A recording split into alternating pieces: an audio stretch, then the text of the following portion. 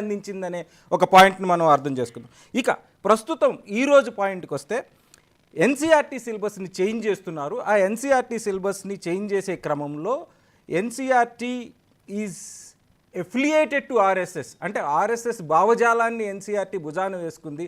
అది ఎన్సీఆర్టీ కాదు, నరేంద్ర సిఆర్టీ అని, లేదు నాగపూర్ సిఆర్టీ అని ఒక తీవ్రమైన విమర్శ జయరాం రమేష్ గారు నిన్న చేశారు.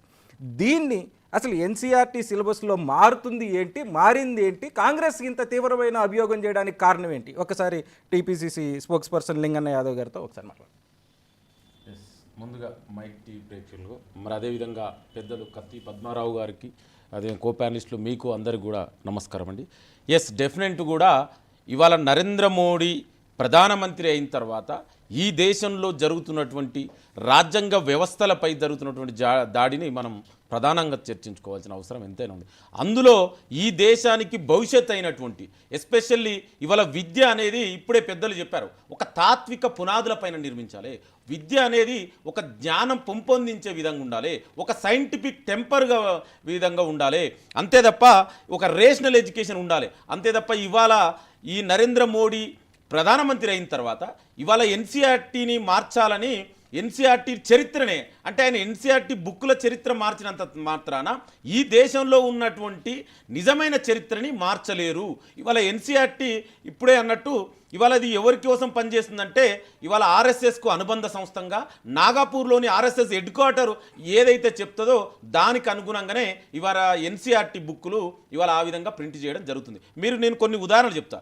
ఇవాళ దేశంలోనే ప్రధానంగా గతంలో ఎన్సీఆర్టీ బుక్కుల్లో చీఫ్ అడ్వైజర్గా ఉన్నటువంటి యోగేంద్ర యాదవ్ గారు, అదేవిధంగా సుహాస్ పల్శేఖర్ గారు మమ్మల్ని ఎన్సీఆర్టీ నుంచి మా పేర్లు తొలగించాలని పలుమార్లు లేఖలు రాసిన సందర్భాన్ని కూడా ఇవాళ మనం గుర్తు చేసుకోవాల్సిన అవసరం ఉంది. ఎందుకు ఆ విధంగా వాళ్ళు ఈ దేశంలో మేధావులు, ఒక పొలిటికల్ సైంటిస్టులు ఆ విధంగా చెప్పారంటే ఇవాళ ఎన్సీఆర్టీ బుక్ చరిత్ర అంతా కూడా ఇవాళ మార్చడం జరుగుతుంది. ఇవాళ కాన్స్టిట్యూషన్నే మారుస్తుర్రు ఆ విధంగా. ఎందుకంటే ఇవాళ ప్రియాంబుల్లోని సెక్యులర్ అనే పదాన్ని ఇవాళ దాంట్లో లేకుండా ఎన్సీఆర్ బుక్లో లేకుండా చేస్తారు. ఇవాళ మొగలేరా లేకుండా చేస్తారు. అదేవిధంగా బాబ్రీ మసీద్ డిమాలిషన్ చరిత్ర దాని గురించి ఇవాళ దాంట్లో లేకుండా, గోద్రా రైట్ గురించి ఇవాళ దాన్ని తీసేస్తారు. ఆనాడు రామ జన్మభూమి పేరు మీద జరిగినటువంటి విషయాలను ఇవాళ దాంట్లో లేకుండా చేస్తారు. ఇంకా ఎంత దౌర్భాగ్యం అంటే ఇవాళ గాంధీ అంట ప్రశాంతంగా చనిపోయిందంట. అంటే ఎన్సీఆర్టీ బుక్ ఇది చెప్తుంది. అంటే ఇంత ఘోరం అండి, గాంధీ ప్రశాంతంగా చనిపోయిందా? ఆ రోజు ఎవరు చంపిరు, ఏ విధంగా జరిగిందంటే ఇవాళ విద్యార్థులకు ఈ దేశ భవిష్యత్తుకు నిజాలు తెలియజేయవలసిన అవసరం, బాధ్యత ఈ ప్రభుత్వం మీద ఉంది. కానీ ఈ ప్రభుత్వం ఎంతసేపు ఇవాళ విద్యని కాషాయీకరణ, సఫరనైజేషన్ ఆఫ్ ఎడ్యుకేషన్ జరుగుతుంది. ఇవాళ ఎందుకంటే ఒక ఎన్ఈపీ అనేది తీసుకొచ్చి 2020లో ఒక స్కాలర్గా నేను చెప్తున్నాండి, ఇవాళ స్కాలర్గా మాకు ఏముంటుందంటే మేము దేని మీద రీసెర్చ్ చేయాలో ఆ ఫ్రీడమ్ మాకుంటుంది. ఆ గైడు స్టూడెంట్ మధ్యలో ఉన్నటువంటి రిలేషను, ఆ గైడు స్టూడెంట్స్ ఒక రీసెర్చ్ ఏరియాని తీసుకొని దాని మీద రీసెర్చ్ చేస్తారు. ఇవాళ న్యూ ఎడ్యుకేషన్ పాలసీ తీసుకొచ్చి దేని మీద రీసెర్చ్ చేయాలో కూడా వాళ్ళే డిసైడ్ చేస్తారు. అంటే విద్యార్థికి ఆ స్వేచ్ఛ లేకుండా చేస్తారు. విశ్వవిద్యాలయాల్లో, కాలేజీలలో, స్కూళ్ళల్లో విద్యార్థికి స్వేచ్ఛగా ఉంటేనే వాళ్ళు స్వేచ్ఛగా ఆలోచనలు వస్తాయి. స్వేచ్ఛగా ఆలోచన వస్తేనే వాళ్ళు స్వేచ్ఛగా ఈ ప్రపంచాన్ని అనలైజ్ చేయగలుగుతారు. ఇవాళ కొన్ని ఉదాహరణ చెప్తా. అంటే బీజేపీ, ఆర్ఎస్ఎస్, ఎన్సీఆర్టీ లేదు ఏ విధంగా ఇవాళ విద్యని కాషాయిక చేస్తారు. ఇవాళ మీరు గుర్తే ఉంటుంది, బిహెచ్ఏ యూనివర్సిటీలో అక్కడ ఏ యూనివర్సిటీ ఏమి ఏ కోర్సులు కొత్తగా పెడుతున్నారు అంటే తాంత్రిక విద్య, భూత వైద్యం. ఇదా అండి ఈ దేశ భవిష్యత్తు? ఇవాళ ప్రపంచం ఏఐ అంటే ఆర్టిఫిషియల్ ఇంటెలిజెన్స్ గురించి మాట్లాడే టైంలో భూత వైద్యం ఇట్లాంటివి పెడితే అంటే what message we are giving to the next generation? ఈ దేశ భవిష్యత్తుకు మనం ఏమిస్తున్నాం? ఒక సైంటిఫిక్ టెంపర్ పెంపొందించాలి కదా. అది భారత రాజ్యాంగంలో డాక్టర్ బాబాసాహెబ్ అంబేద్కర్ రాసిన భారత రాజ్యాంగం ప్రకారం ఇవాళ పాలన జరుగుతలేదు.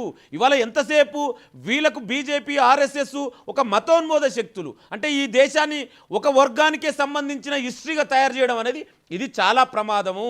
ఇవాళ విద్యార్థులు ఇవి చిన్నప్పటి నుంచే ఒక వర్గాన్ని హేట్రేట్ చేసుకోవడం, ఒక విద్వేష విషపూరిత రాజకీయాలని, ఒక మతానికి సంబంధించినటువంటి విషయాలను చెప్పించడం వల్ల ఈ దేశంలో ఉన్నటువంటి భవిష్యత్తు, అంటే విద్యార్థులు భవిష్యత్తు వాళ్ళు చెడుగా మారే ప్రమాదం ఉంది. అందుకే డెఫినెట్ కూడా ఎన్సీఆర్టీ ఇప్పటికైనా కన్ను తెరిచి, ఎందుకంటే ఈ దేశంలో ఉన్నటువంటి మెజార్టీ ఇవాళ ఫిలాసఫర్స్ కానీ మేధావులు కానీ ఎన్సీఆర్టీకి చాలా సందర్భాల్లో లెటర్ రాసిరు. ఎందుకంటే దయచేసి మీరు విద్యని కాషాయీకరణ చేయకండి, ఇది దేశానికి చాలా ప్రమాదం. సో ఈ విధంగా చేయకుండా వాళ్ళు ఒక ఆర్ఎస్ఎస్ ఎజెండాని ఇవాళ విద్య మీద ఇంప్లిమెంట్ చేస్తున్నారు. ఇది దేశానికి చాలా ప్రమాదం. ఇప్పటికైనా కూడా ఈ దేశంలో ఉన్నటువంటి మేధావులు, ఈ దేశంలో ఉన్నటువంటి అందరూ కలిసి వచ్చి ఈ ఎన్సీఆర్టీ బుక్ని కాషాయీకరణ జరగకుండా ఈ దేశంలో ఉన్నటువంటి మూల స్తంభమైనటువంటి లౌకికవాదం, భిన్నత్వంలో ఏకత్వం, దాన్ని ఇవాళ డాక్టర్ బాబాసాహెబ్ అంబేద్కర్ రాసిన భారత రాజ్యాంగం ప్రకారం ఒక సైంటిఫిక్ ప్రకారం ఎడ్యుకేషన్ ఉండాలి తప్ప ఇవాళ ఏదో ఒక వర్గానికి సంబంధించిందో చరిత్రని ఇవాళ పుస్తకాలలో మార్చినంత మాత్రంలో చరిత్ర మారదు. మీకు దమ్ముంటే మీరు కొత్తగా యూనివర్సిటీలు పెట్టి విద్యార్థులకు వాళ్ళకు ఎడ్యుకేషన్ ఏ విధంగా పెంపొందించాలి, ఎడ్యుకేషన్ మీరు బడ్జెట్ పెంచండి, నిధులు ఇవ్వండి.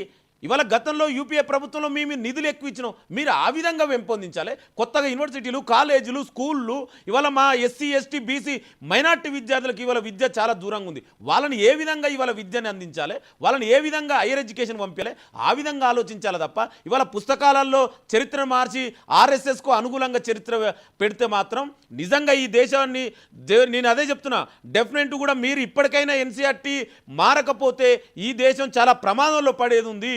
ఒకరిని చూసి ఒకరు అసహించుకునే పరిస్థితులు తొందరలోనే రాబోతున్నాయి. ఇప్పటికైనా కూడా ఎన్సీఆర్టీ కానీ ఇవాళ ఎంహెచ్ఈ కానీ ఎంహెచ్ఆర్టీ అదేవిధంగా కేంద్ర ప్రభుత్వం ప్రధానమంత్రి ఈ కలగజేసుకొని దయచేసి మీరు రాజకీయాలు చేయాలనుకుంటే రాజకీయాలు చేయండి, కానీ విద్యార్థుల భవిష్యత్ పైన మీరు రాజకీయాలు చేయొద్దు అనేది నేను మళ్ళొకసారి తెలియజేసుకుంటాను. Thank you Yadav. ఒక్కసారి రాజు నేత గారు మీరు చెప్పండి, అంటే ఈ మార్పులు దేనికి సంకేతం? అంటే ప్రధానంగా ఇక్కడ